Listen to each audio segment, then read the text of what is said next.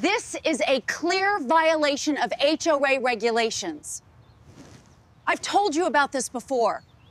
911, there's illegal activity, loud noise, and possible weapons in this garage. Send officers immediately. The words sliced through the steady rhythm of metal on metal like a dropped wrench on concrete. I looked up from the open engine casing just in time to see her stride straight into my garage, phone pressed to her ear, eyes locked on mine as if daring me to challenge her. She didn't knock. She didn't hesitate. She crossed the threshold like she owned the place. The garage smelled the way a garage is supposed to smell. Warm oil, solvent, old rubber, and the faint sweetness of gasoline. A classic rock station hummed low from a battered radio perched on a shelf, just loud enough to compete with the scrape of a socket wrench and the soft tick of cooling metal. Sunlight spilled in through the open door, catching dust motes in the air and glinting off chrome parts laid carefully on a workbench. There was nothing chaotic here, nothing dangerous, just four grown men standing around a half-restored motorcycle, sleeves rolled up, hands dirty, minds quiet in the way only honest work can make them. But to her, it was a crime scene. "Ma'am, you need to step out of my garage," I said evenly. She didn't even glance at me. "Yes, that's right," she snapped into the phone, her voice pitched high with manufactured urgency. "Multiple men, ongoing mechanical operation. I believe they're running an illegal business out of a residential property, and I'm concerned for public safety." Public safety. One of my friends, gray-bearded, calm, built like a refrigerator, slowly set down a wrench and looked at me sideways. Another muted the radio. The sudden quiet made her voice sound even sharper, bouncing off the concrete walls. "Possible weapons," she added, eyes pointedly looking at the tool racks. "You never know what people like this are hiding. People like this." I felt something tighten behind my ribs, but I kept my hands open and visible. Decades of training had taught me that reacting fast is almost always the wrong move, especially when someone is trying to provoke you. This woman, our HOA president, paced 2 steps into the garage, heels clicking against the floor, perfume cutting through the smell of oil like an accusation. She scanned the space theatrically, as if narrating for an invisible jury. "Look at this mess," she said loudly. "Open engines, fluids everywhere, noise echoing through the neighborhood. This ends today." Ends today. I caught the eye of my closest friend in the room. He gave a barely perceptible nod. We'd all dealt with difficult people before. Supervisors, inspectors, officers with something to prove. But this was different. This was someone using authority like a weapon, confident that the badge she didn't have would be enough. "I want it on record," she continued into the phone, her voice pitched high with manufactured urgency, "that I warned them repeatedly. This behavior destroys property values." Outside, somewhere down the street, a siren wailed faintly, her lips curled into a tight smile. "You hear that?" she said to me, lowering the phone just enough. "That's accountability." My garage, the place I'd imagined as a sanctuary, suddenly felt smaller. The walls seemed closer, the air heavier. I could feel my pulse in my fingertips as I rested them on the edge of the workbench, grounding myself in the cool steel. We weren't shouting, we weren't drinking heavily, we weren't selling anything, we weren't doing anything remotely illegal, but that didn't matter to her. What mattered was that she had pressed 3 digits and decided the outcome before anyone else arrived. She turned her back to us, still talking, still embellishing. "Yes, I'll remain on scene. I'm the HOA president. I can provide access to my garage on my property." The siren grew louder, closer now. Tires hummed on asphalt. One of my friends exhaled slowly through his nose, a sound halfway between disbelief and amusement. "Sir," the dispatcher crackled faintly through her speaker, "units are en route." She straightened, chin lifted, victorious. I looked around the garage one more time. The organized chaos, the half-assembled machine, the men who had shown up on a quiet Saturday because they enjoyed fixing something that once mattered to someone else. This was what she wanted to erase. Not noise, not danger. This. The flashing red and blue glow began to reflect off the chrome at the far end of the driveway. And that's where I'll pause this story, right before the officers step out of their cars, right before assumptions collide with reality. Because to understand how this moment came to be, you need to know what happened before the sirens. 3 months ago, I thought buying this house was the start of peace. 3 months earlier, I was convinced I'd finally done something right. After years of moving where work sent me, of living out of duffel bags and government-issued housing, I wanted something simple, quiet, predictable. A place where weekends belonged to me instead of a schedule. When I found the house, an end unit with a wide driveway and a clean 2-car garage, it felt like the universe throwing me a bone for once. The garage sold it, not because it was fancy, but because it was practical. High ceiling, good lighting, enough room to work without bumping elbows or knocking over tools. I could already picture a motorcycle frame on a stand, parts laid out with military neatness, the radio playing low while my hands stayed busy and my mind finally slowed down. But I wasn't naive. Before I signed anything, I read every single HOA document. Not skimmed, read, line by line. Covenants, conditions, restrictions, amendments, addendums, all of it. Years of following technical manuals had trained me to look for the sentence that changes everything.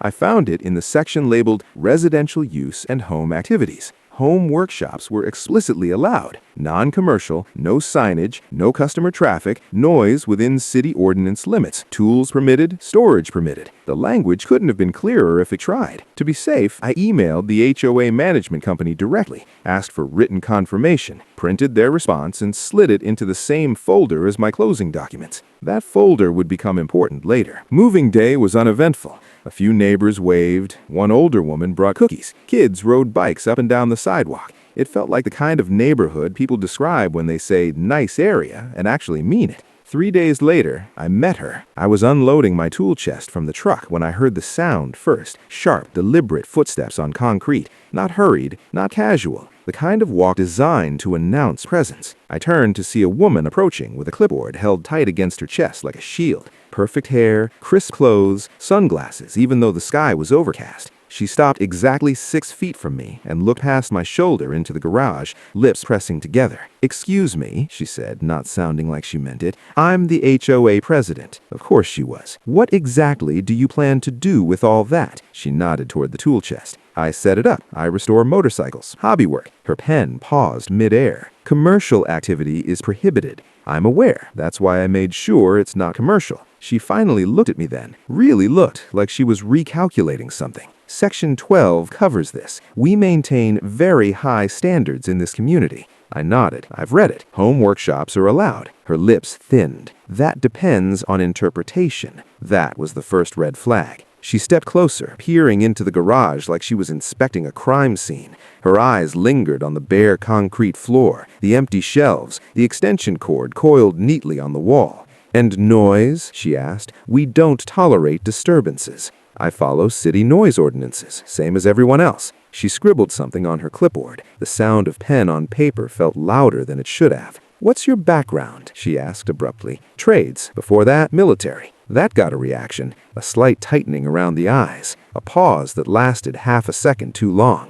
"We've had problems before. People who don't understand how things are done here. I understand rules. I follow them." She smiled then, but it didn't reach her eyes. "We'll see." 2 words, soft, casual, and somehow heavier than everything else she'd said. After she left, I stood there for a minute longer than necessary, hands on the tool chest, replaying the interaction.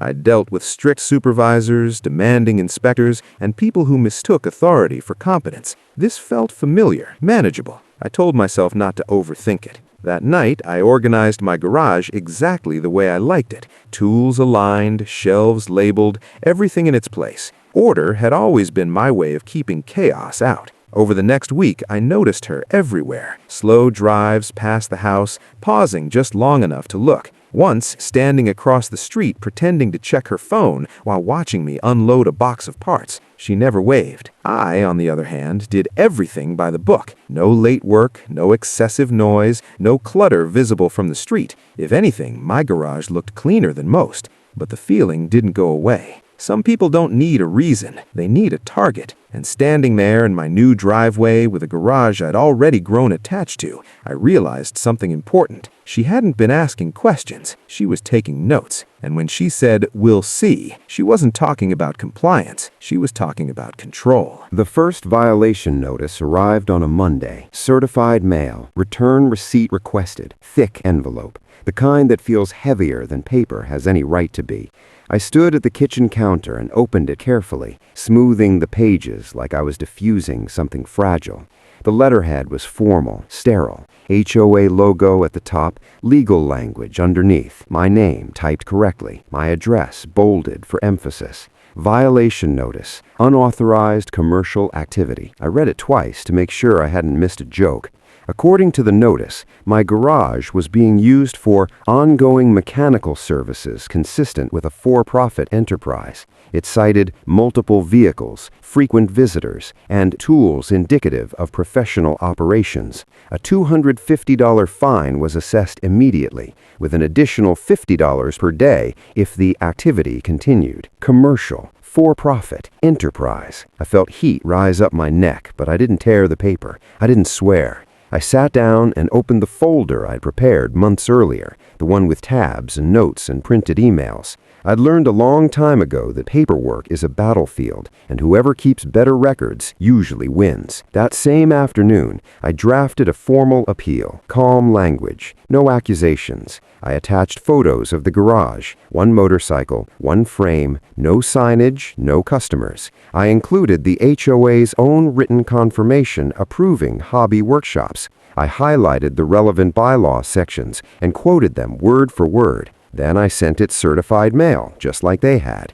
The response came faster than I expected. Hearing scheduled for Friday at 2 p.m. Good, I thought. Let's settle this like adults. I took the afternoon off work, put on a clean shirt, organized my documents in chronological order. I even printed extra copies, just in case. At 12:17 p.m., my phone buzzed. Hearing canceled due to scheduling conflict. New date to be determined. No apology, no explanation, just a cancellation. At 3:30 that same afternoon, I drove past the country club on my way home and saw her white SUV parked out front, gleaming in the sun. Windows down, laughter drifting out, scheduling conflict. 2 days later, another envelope appeared. Violation notice, unsightly storage visible from common areas. Apparently, my closed tool chest was now a visual offense. Another fine, another warning. The following week, it escalated. Excessive noise complaint, documented occurrence. No date, no time, no decibel reading, just a vague accusation and a $150 fine. I appealed again, calmly, methodically, attached city noise ordinance limits and proof I'd never exceeded them. No response. Then came the one that made my jaw clench hard enough to ache. Unauthorized commercial signage. The signage was a vintage motorcycle poster hanging inside my garage, not visible from the street unless you were standing inside and looking for it, which meant she'd been inside or close enough to photograph it. I started sleeping lighter, listening for footsteps, watching shadows through the front window. It wasn't fear exactly, it was vigilance, the kind that keeps you functional but tired. Every notice followed the same pattern. Broad language, subjective interpretation, immediate fines, delayed or canceled hearings. I kept paying nothing. Instead, I kept documenting. I logged dates, times, took photos, recorded decibel levels with an app, saved emails, printed screenshots, built a paper trail so thick it had weight. But the emotional toll was real. There were nights I stood in the garage, hands resting on the workbench, breathing slowly to keep myself from doing something stupid. It wasn't the money, it was the accusation, the implication that I was dishonest, that I didn't belong. Anger has a way of sneaking up on you when you're trying to be disciplined. I'd catch myself imagining confrontations that never happened, conversations where I said everything I wanted to say, scenarios where I slammed papers down and demanded accountability. Then I'd remind myself, reacting emotionally is what people like her count on. So I didn't give it to her. Instead, I received the fourth notice. This one bundled 3 violations together. Aesthetics, noise, commercial use. Total fines, $600. That was the moment something shifted. Not snapped, shifted. I laid all the notices out on the table, side by side. read them again slowly, compared the language, the phrasing, the assumptions. They weren't random. They were building a narrative, not of violations, but of justification.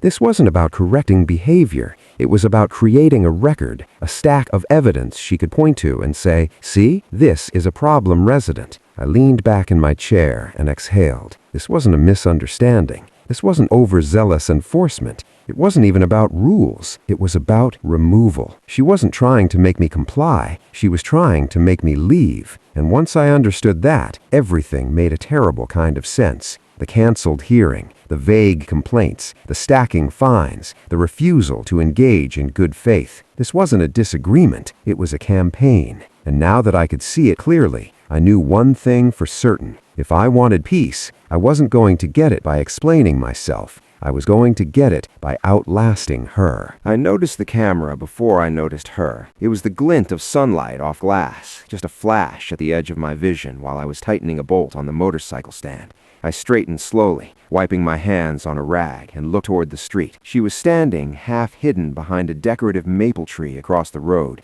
phone held up at chest height, angled directly at my open garage. She didn't pretend not to be doing it. When our eyes met, she raised the phone a little higher and took another photo. That was the day it stopped being about fines. From then on, she was everywhere. If I worked in the garage, she appeared on her front porch. If a friend parked in my driveway, she stepped outside with her phone. Different angles, different times. Sometimes she wrote things down, lips moving silently, as if narrating a report only she would ever read. Once, she stood in the common green space pretending to talk on her phone while photographing license plates. I waved once, just to be neighborly. She didn't wave back. The first evidence packet appeared a week later. Mrs. Calder, 2 houses down, knocked on my door holding a manila envelope like it might explode. "I think this was meant for me," she said quietly, "but it's about you." Inside were printed photos of my garage, my driveway, my friend standing near the motorcycle. Each photo had handwritten notes in the margins. Frequent visitors, commercial behavior patterns, possible hazardous materials. Hazardous materials? I thanked her and asked if anyone else had received something similar. She hesitated, then nodded. "A few of us," she said. "It's unsettling." By the end of the week, I confirmed at least 4 neighbors had received nearly identical packets. Same photos, same phrasing, same accusations, all unsigned. The claims escalated quickly. According to the notes, I was storing unknown chemicals, selling repair services off the books, accepting cash payments from unverified customers. One photo even circled a cooler on a folding chair with the words "possible alcohol distribution" written beside it. It was a cooler full of bottled water. That night, I sat at my kitchen table and started a new log: date, time, description. I documented when she photographed me, when she stood across the street, when she approached the property line. I installed a small camera facing the driveway, not to spy back, but to protect myself. I saved footage, backed it up, labeled everything carefully. Still, the feeling crept in, the subtle paranoia of knowing you're being watched. I found myself checking the street before opening the garage door, not out of fear, but out of awareness. I noticed patterns, times she usually appeared, how long she stayed, how she'd reposition herself when cars passed. Once, I caught her crouched near a neighbor's hedge, trying to get a clearer angle inside my garage. When I cleared my throat loudly, she jumped like she'd been caught stealing. "I'm conducting a routine compliance observation," she said stiffly. "From someone else's property?" She didn't answer, just walked away. Sleep came harder after that. Not because I was afraid of her, but because constant vigilance wears on you. Even when you're doing nothing wrong, being treated like a suspect changes how you move through your own space. The worst part wasn't what she said about me. It was what she wanted others to believe. One afternoon, a neighbor I barely knew crossed the street when he saw me. Another time, a woman loading groceries paused, glanced at my garage, and hurried inside. That stung more than the fines. Then came the envelope taped to my door. This one wasn't anonymous. Notice of reported municipal concern. It stated that a complaint had been filed with the city alleging unlicensed mechanical operations at my address. The city would be reviewing the matter. No inspector yet, no date, just a warning. I knew immediately who'd done it, and I knew what that meant. HOA harassment was one thing, bureaucratic, slow, irritating. City involvement was different. That night, I sat in the garage long after my friends had gone home. The radio was off. The motorcycle sat unfinished on its stand. The quiet pressed in around me, heavy and thoughtful. I replayed every interaction, every photo, every envelope. This wasn't impulsive behavior. It was methodical. She wasn't just watching me. She was building a file. And for the first time since this started, I felt something colder than anger settle in my chest. Resolve. Because once someone starts lying to authorities, the line has been crossed. There's no going back to polite emails and canceled hearings. I closed the garage door, locked it carefully, and added one more entry to my log. First false report filed with the city authorities. I underlined it twice. Whatever she thought she was doing, she had just escalated the situation beyond her control. And I had the sinking suspicion she had no idea what kind of response that kind of move invites. The campaign against me was no longer quiet, but neither was I. The city notice sat on my desk like a challenge. I'd spent my career around systems, complex ones, bureaucratic ones, ones that broke in predictable ways when pressure was applied in the wrong place. And one thing experience had taught me was this: people who abuse process almost never stop at one target. They get comfortable. They repeat what works. So instead of waiting for the city to make its move, I started digging. My first step was a public records request. It took less effort than most people think. An online form, a small processing fee, and a clearly worded request asking for copies of all HOA-initiated complaints submitted to the city over the past 18 months. I didn't limit it to my address. That part mattered. The response took 10 days. When the email came in, it included a zipped folder full of scanned documents, complaints, follow-ups, inspector notes, timestamps. I opened them one by one, and my stomach sank. There were complaints against 7 different homes in the neighborhood, 7 separate addresses, different alleged violations, noise, zoning, unlicensed business activity, but the language was eerily consistent. Commercial indicators, neighborhood character concerns, property value risk. The phrasing was almost copy-pasted. I printed them all out and spread them across my kitchen table, arranging them by date. That's when the pattern became impossible to ignore. Every complaint targeted someone like me, a landscaper who parked his work truck at home, a single mother who baked cakes for extra income, an elderly man who restored antique radios in his basement, a couple who ran a small daycare before being cited into shutting it down. Not one complaint against the families with spotless SUVs and silent garages. Not one against the retirees who hosted loud parties. Only people who worked with their hands, people who didn't blend in to her idea of acceptable. I needed context, so I started knocking on doors, carefully, respectfully. Mrs. Halverson, the elderly man with the radios, invited me in for tea. His hands shook as he poured,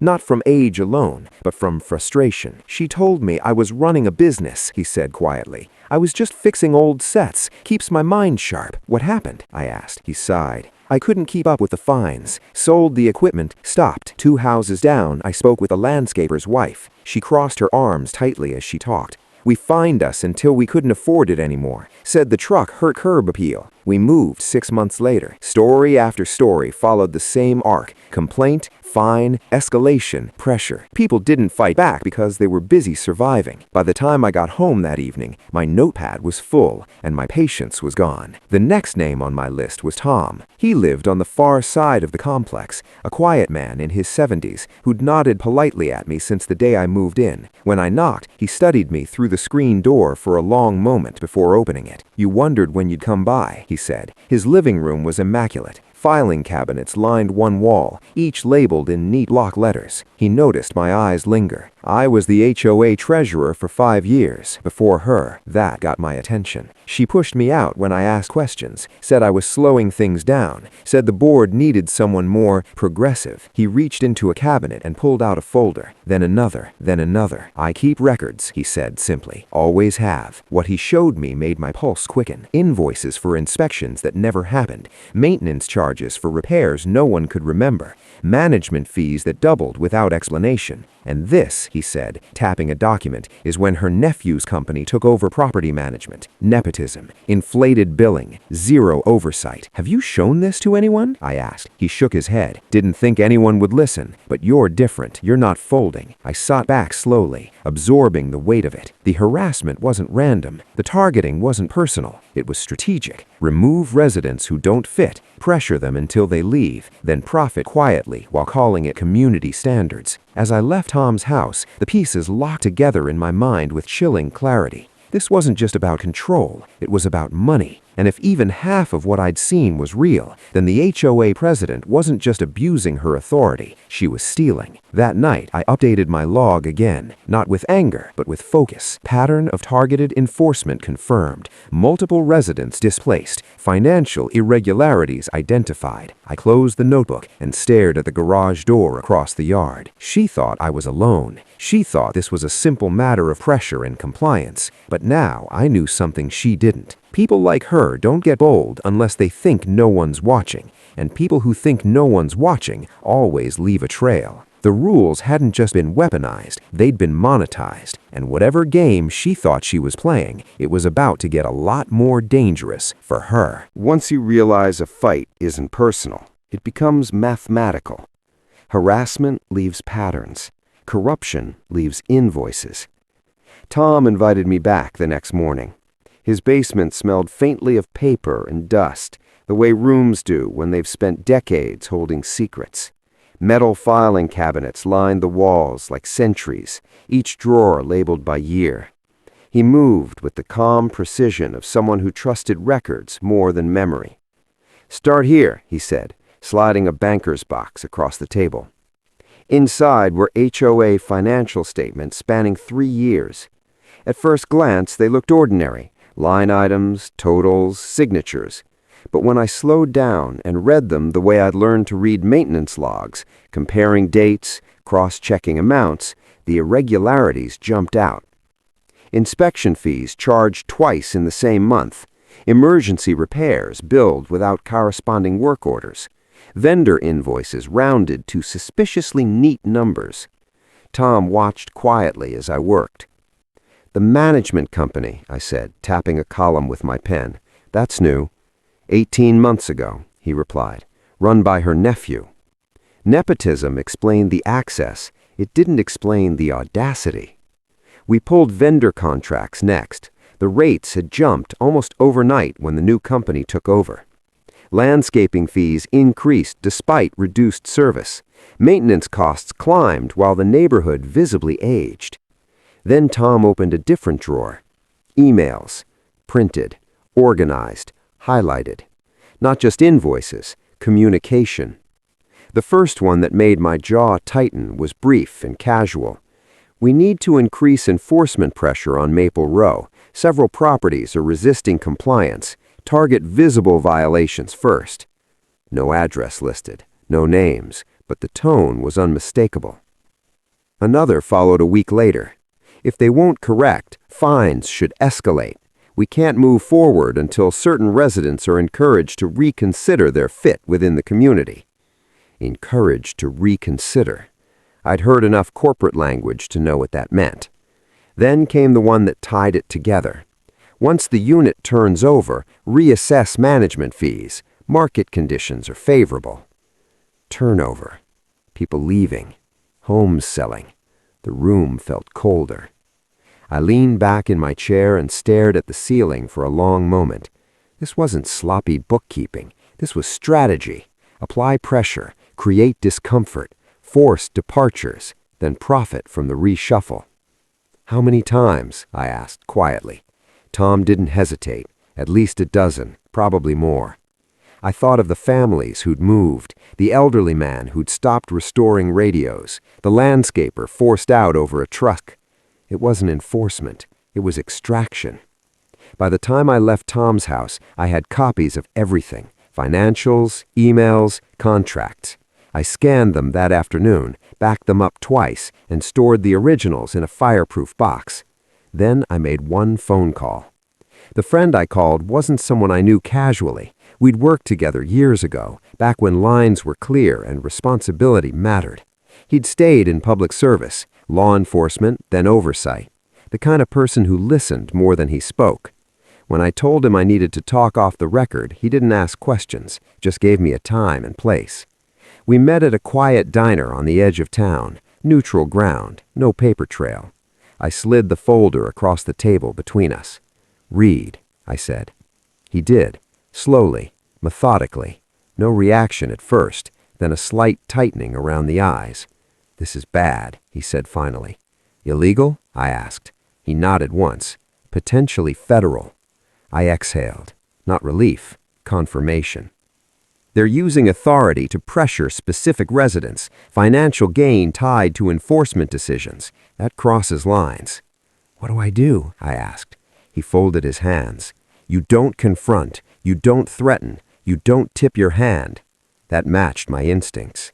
You document, he went on. You let them keep talking, let them keep acting. People who think they're untouchable always overreach. I thought of the cameras, the packets, the city complaint. She already filed a false report, I said. His expression hardened. Then she's escalating, which means she'll escalate again. So I wait? You wait, he confirmed, and you stay clean. No retaliation, no emotional moves. Let her make the next mistake. As I drove home, the neighborhood looked the same as it always had. Trim lawns, identical mailboxes, quiet streets. But I saw it differently now. This wasn't just my fight. It wasn't even just harassment. It was a machine. And machines don't stop unless someone cuts the power or lets them destroy themselves. I pulled into my driveway and looked at the garage, the place she'd turned into a battleground without ever stepping inside long enough to understand it. I opened my log and added another entry. Financial motive established. Evidence secured. Law enforcement consulted. Then I closed it. The hardest part wasn't proving what she'd done. It was waiting. But patience had always been my strength. And if she thought pressure made me reckless, she was about to learn something important. I wasn't going anywhere. I was letting her walk herself exactly where she deserved to be. Once you understand the rules of a game, you stop reacting to every move. You let your opponent play. I went back to my routine on purpose. Saturday mornings returned to what they'd always been. Garage door open, radio low, tools laid out neatly on the bench. Friends stopped by one at a time, same as before. We worked slowly, deliberately, the way people do when they're not rushing toward anything. From the outside, nothing had changed, but I was watching everything, and so was she. The fines came faster now, almost frantic in their timing. One for having the garage door open for extended periods. Another for a blue tarp folded on a shelf, non-conforming color. A third for a garden hose visible from the side yard. Each notice arrived with sharper language, less pretense, more threat. I didn't respond emotionally. I didn't appeal right away. I logged them, scanned them, filed them. That seemed to irritate her more than any argument ever could. Midweek, I noticed unfamiliar cars cruising slowly past the house. Sedans with rental tags, people who paused at the end of the driveway, peered into the garage, and whispered before moving on. On Thursday afternoon, it became obvious. She was giving tours. I watched from inside as she stood at the edge of my driveway with 3 people in suits, 2 men and a woman, gesturing broadly toward my garage, like she was pointing out structural damage after a storm. "This is the issue," she said loudly enough for me to hear through the open door. "Ongoing violations, chronic non-compliance. You can see how it affects the entire block." One of the men scribbled notes. Another took photos. I didn't step outside. I didn't interrupt. I let them look. An hour later, I made a call to a realtor friend I trusted and asked a simple question. "Are property values here down?" He laughed. "They're up. Why?" I thanked him and wrote that down too. The escalation came in writing, a thick envelope, legal letterhead, language designed to intimidate. Notice of intent to pursue civil remedies. According to the letter, my ongoing activities had caused measurable harm to community property values. If I didn't cease immediately, the HOA would consider legal action to recover damages and enforce compliance. Damages, enforce. The letter cited professional assessments and expert evaluations. I knew exactly who those suits had been. That evening, I made another quiet call, not to ask what to do, but to inform. "They're moving faster," I said. "That's expected," replied the woman. "Pressure increases when people sense loss of control. Is this enough?" There was a pause. Then, "It's getting there." So I stayed boring. I mowed the lawn on schedule, took trash cans in early, followed every visible rule tightly as it was almost absurd. If she wanted chaos, I gave her order. She responded by circling more often, standing closer, writing more. One afternoon, she confronted me at the mailbox. "You're leaving me no choice," she said flatly. "I'm just living here," I replied. Her eyes narrowed. "Don't pretend you don't know what you're doing." I almost smiled. Behind the scenes, things were moving carefully, quietly. No dramatic gestures, just information passing from one hand to another, documentation being reviewed, patterns being confirmed. All I had to do was stay exactly where I was. That was the part she didn't understand. She thought escalation meant force. She thought pressure meant panic. But people like her always make the same mistake. They believe authority protects them from consequences, that the rules exist only to be wielded, never turned inward. And when they feel that belief slipping, they overreach, they cross lines, they do something public, something undeniable, something irreversible. The night before the next Saturday, I stood in my garage longer than usual. The motorcycle was almost finished now, chrome polished, lines clean, everything in its place. I shut off the radio and listened to the quiet.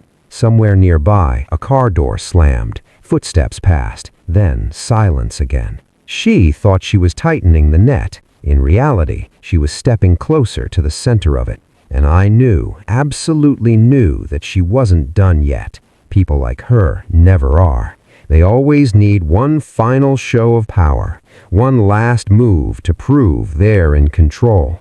And when it came, I would be ready, because the trap wasn't something I built overnight. It was something she'd walked into, all by herself. Yes, I'm still on the line. They're all still here. Her voice echoed inside my garage, exactly the way it had in my memory. Sharp, theatrical, carrying the certainty of someone who believed the ending was already written. She stood just past the threshold, phone held high, chin lifted, eyes darting from face to face like she was cataloging evidence in real time. Multiple men, tools everywhere, loud machinery. I believe they may be armed. Armed. I glanced at the workbench. Socket sets, torque wrench, oil-stained rags, the same harmless tools that had been there every weekend. The radio was off now. The sudden quiet made the situation feel unreal, like time had slowed to a crawl. Sunlight spilled across the concrete floor, catching the polished chrome of the motorcycle we'd nearly finished restoring. Everything was calm except her. "This is your last warning," she said, lowering the phone just long enough to look directly at me. "You should have complied." I didn't raise my voice. "Ma'am, you're trespassing. I'm asking you to leave my property." She laughed once, sharp and dismissive, and turned back to the phone. "He's becoming hostile." That was the moment I knew she'd gone too far. The sound of sirens cut through the air seconds later, real ones this time, close enough that the vibration rattled the loose change on the workbench. Her smile widened as red and blue lights washed across the garage walls. "Here we go," she murmured. Two patrol cars pulled up fast, tires crunching against gravel. Doors opened, boots hit pavement. The officers moved with purpose, eyes scanning the scene. And then something unexpected happened. They didn't look at her. They walked straight past her and toward us. "Morning," one of them said casually. "Morning," my friend replied. The shift was subtle but immediate. The tension in the air changed direction. The officer's posture relaxed instead of tightening. Their hands stayed away from their holsters. The HOA president's expression flickered. Confusion first, then irritation. "Officers," she snapped, waving her phone. "I'm the one who called. These men—" The taller officer held up a hand. "We'll get to you, ma'am." She stopped mid-sentence. The other officer nodded toward one of the men standing beside me. "Didn't expect to see you off duty today." Her head snapped toward him so fast I thought she might pull a muscle. "Off duty," she repeated. "What does that mean?" He reached into his jacket calmly and pulled out a leather wallet, flipped it open. Badge, identification. The color drained from her face. That's not funny," she stammered. "You can't, this is serious. I reported criminal activity." "Yes," the officer said quietly. "You did." She took a step back, suddenly aware of how close she was to everyone. "It's lying. They're all. I've been documenting this for months."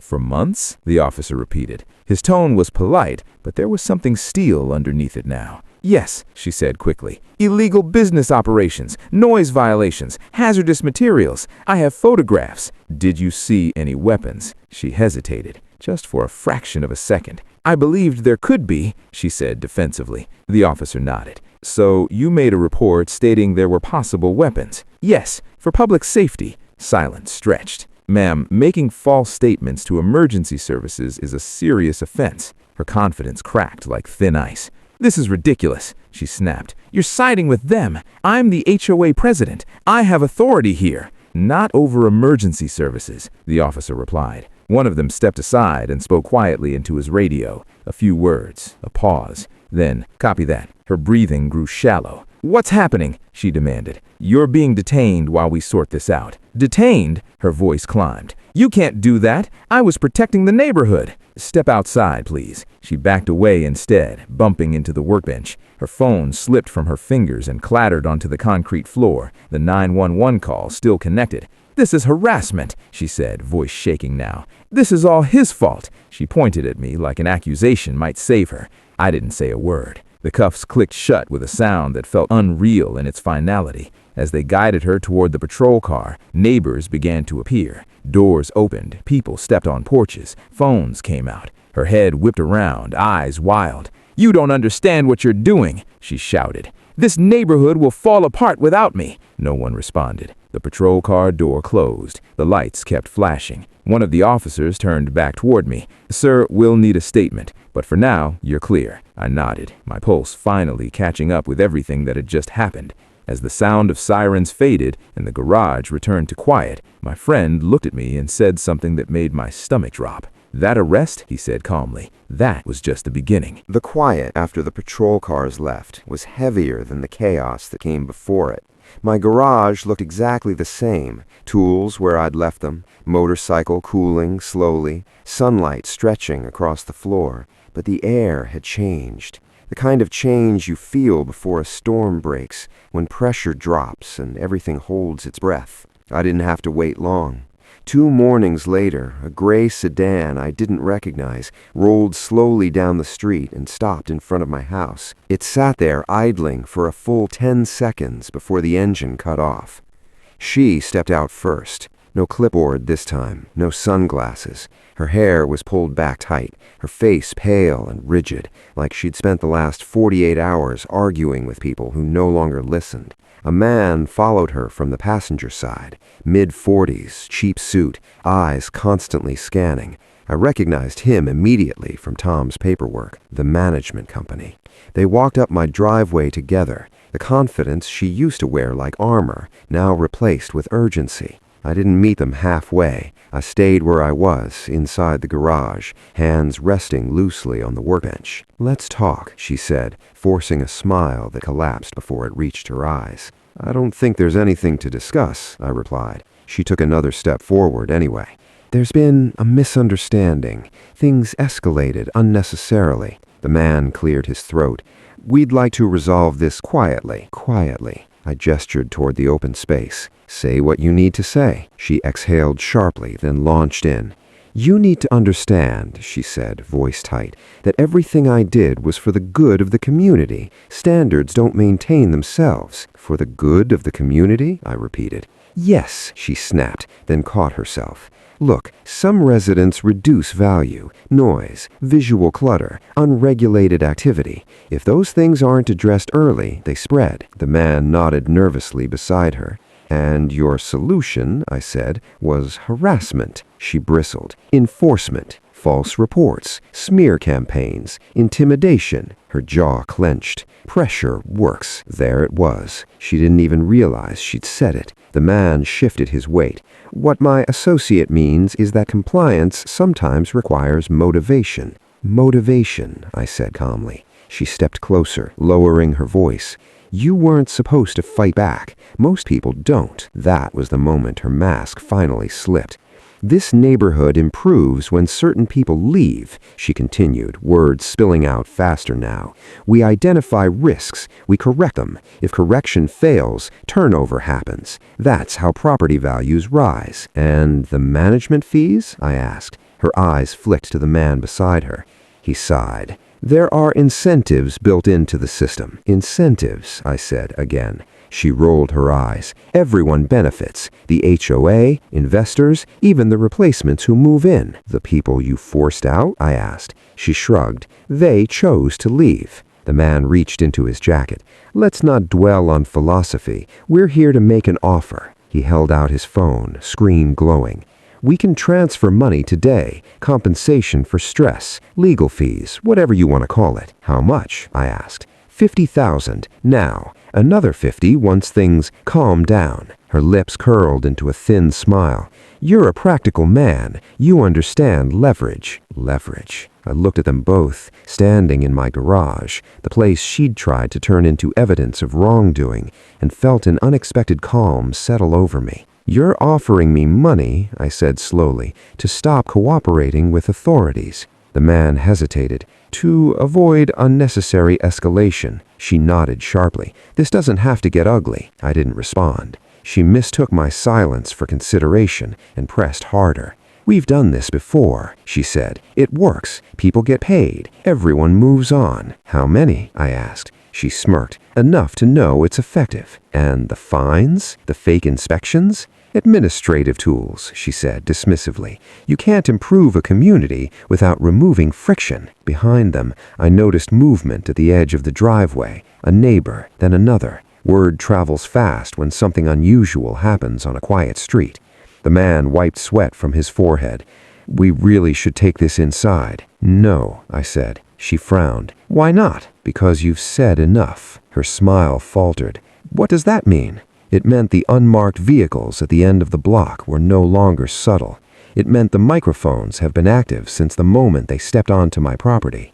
It meant the words she'd chosen, pressure, turnover, incentives, were now evidence. The first knock came from behind them, firm, professional. They turned together. 2 agents stood at the edge of the garage, badges visible, expressions unreadable. Good morning, one of them said. We need a word. The man's shoulders sagged instantly. She, on the other hand, exploded. This is entrapment. He provoked us. No, the agent replied calmly. You walked onto private property and attempted to influence a witness. More cars pulled up. Neighbors gathered openly now. Phones raised, murmurs rippling through the crowd. The agent read from a folder. Conspiracy to commit fraud, civil rights violations, witness tampering. Her face twisted in disbelief. You can't do this. I was protecting property values. You were profiting from enforcement, the agent corrected.